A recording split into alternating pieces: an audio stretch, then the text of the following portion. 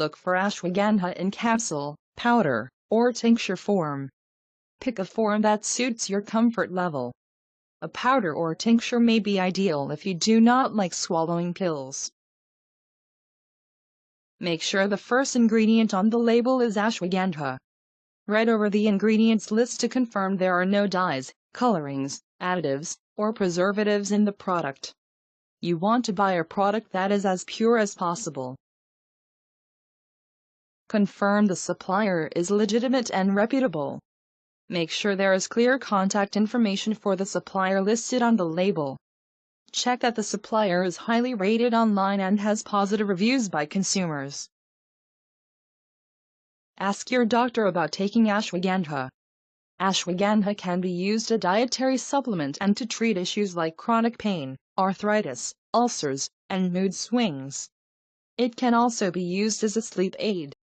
Make sure you ask your doctor about the medical uses of ashwagandha and its benefits for your health based on your medical history before you take it. Get a recommended dosage from your doctor. Your doctor can suggest a daily amount based on your medical needs. Always follow your doctor's instructions, rather than the recommended dosage on the label.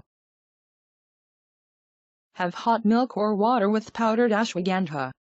For some, the taste of powdered ashwagandha can be unpleasant.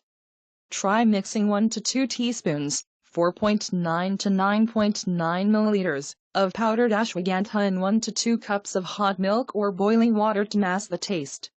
You can then sip it as a warm drink or tea. See your doctor if you experience any adverse side effects. If you experience nausea, upset stomach, or diarrhea when you take ashwagandha, see your doctor right away. Your doctor may suggest a lower dosage or a different course of treatment that will not cause these issues.